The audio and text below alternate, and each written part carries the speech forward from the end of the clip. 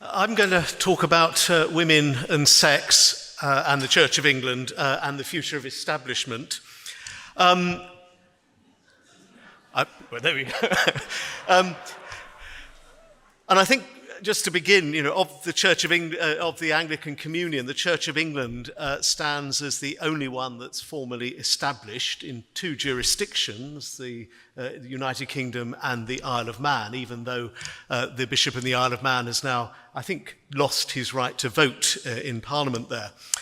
But establishment, I guess, as we've heard, is principally tied up with church representation in the upper house of Parliament, as well as the role of the Crown and the executive in church affairs.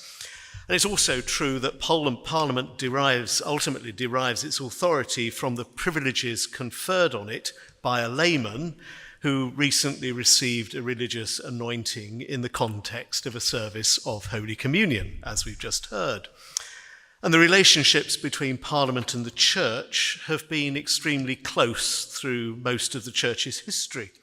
Even after the conferring of a degree of self-government on the Church of England in 1919, many measures have to be returned for ratification in Parliament after consideration by the Ecclesiastical Committee, composed of 15 members from each of the Houses of Parliament.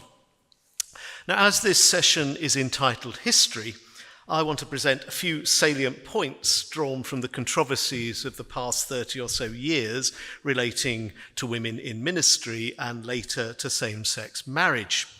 And I want to suggest that the stability of establishment depended largely on a sense of consensus as politicians saw Parliament as a kind of lay synod that represented the religious views of the country, more or less. Now, this, I don't think, is any longer the case. The old, one might call Tory Anglicanism, for want of a better phrase, has been virtually extinguished.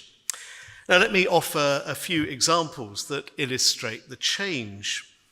Now, during the parliamentary process following the General Synod measure that paved the way for the ordination of women in 1992, the Church was constrained by having to take into account the views of the Ecclesiastical Committee and Parliament. Now, this led to far more safeguards for those opposed to the ordination of women than had been proposed in the original measure. In the Commons debate, those arguing for further safeguards formed a coalition from across the parties, including Simon Hughes, a Liberal Democrat, and Frank Field and Patrick Cormack, both recently departed. Now, all argued that the priest opponents needed a fuller financial package if they left the Anglican ministry, and parishes could choose oversight from sympathetic bishops who did not ordain women. It was only when the Church promised that it would deliver such a package that the measure was guaranteed a smooth passage through the committee. Now, this led to the rather hastily drawn up Act of Synod, which set up suffragan bishops to exercise extended episcopal oversight.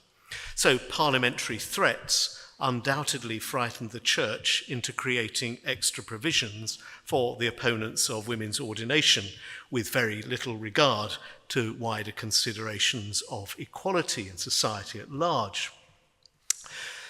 Now, things had changed completely during the lengthy process of the legislation that allowed for women to be ordained as bishops. Tony Baldry, the second Church Estates Commissioner at the time, was very clear in his speech to the July 2010 General Synod that the mood of Parliament had changed completely since 1993.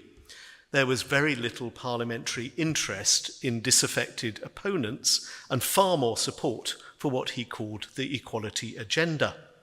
It would become impossible, he said, if I had to steer through the House of Commons any measure which left a scintilla of a suggestion that women bishops were in some way to be second-class bishops. So when the measure was carried in General Synod in 2014, the passage through the House of Commons was swift, with not a single voice of opposition. Far from holding the Church of England back from equality, as had happened in 1993, Parliament was now encouraging it. Tory Anglicanism, which I guess was in its death throes in 1993, had virtually evaporated as a viable public force by 2014. Now, the tensions between Parliament and Church were even more obvious during the passage of same-sex marriage legislation in 2013.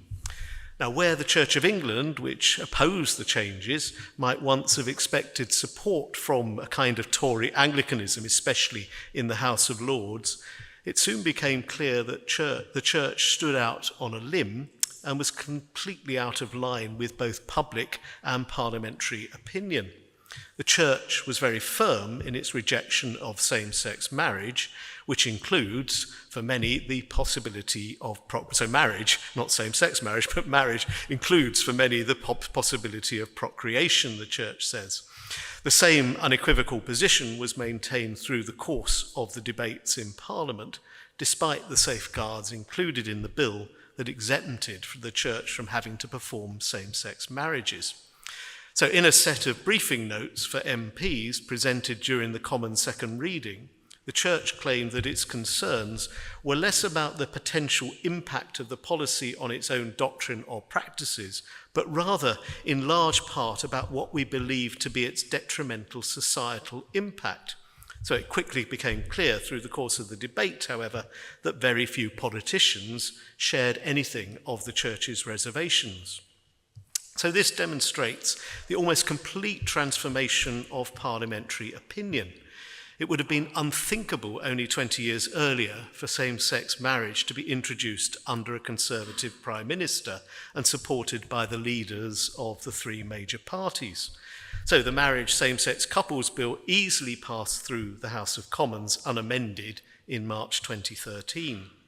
Now, in the lengthy debate in the Lords, however, the bishops, including the Archbishop of Canterbury, played a major role. They supported Lord Deer's wrecking motion at the second reading that would simply have killed the bill. Archbishop Welby felt that if the bill passed, the family in its normal sense, predating the state as our base community of society, is weakened. Bishop Tim Stevens of Leicester even resorted to quoting an article by John Milbank, surely a unique in House of Commons Hansard. If we detach the procreation of children as being one of the core purposes of marriage, then no social institution enshrines that purpose for the generations ahead. Now, in relation to establishment, the most interesting contribution was from Peter Foster, Bishop of Chester, who claimed the submission of the Clergy Act of 1533 might be understood as laying a certain obligation on the state not to pass laws which are contrary to the received canon laws of the Church of England.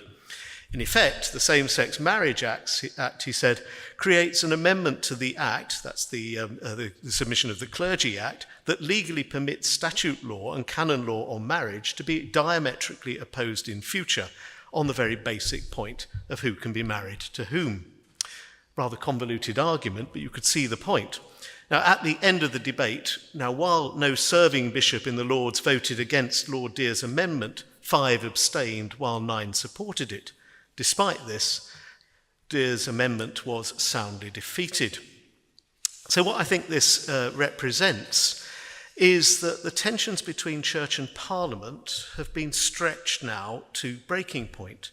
To be able to continue in its position of privilege in the House of Lords, the Church may well have to work much harder to be seen to represent public opinion. The logic of failing to move with public opinion is, I think, to move inexorably towards disestablishment. Where the Church is no longer useful for Parliament, it will simply be removed by that Parliament. It will be left in a position that matches its modest numbers, and it will lose a significant public voice. Now, the Archbishop of Canterbury noted these problems at the July 2013 General Synod, which came just after the vote on same-sex marriage in the House of Lords. Predictable attitudes, he said, were no longer there. The opposition to the bill, which included me and many other bishops, was utterly overwhelmed. We may or may not like it, but we must accept that there is a revolution in the area of sexuality, and we have not fully heard it. Now, in the end, it may be that same-sex marriage will be the straw that finally breaks the camel's back, at least in relation to establishment. At the moment, the few people in Parliament who show much interest in the church are looking somewhat incredulously on a church hell-bent on tearing itself to pieces over same-sex marriage, something that is opposed by only 13% of the population. So I think, if one thinks about it, it's pretty hard to justify establishment when the church represents the opinions of such a small minority. Thank you.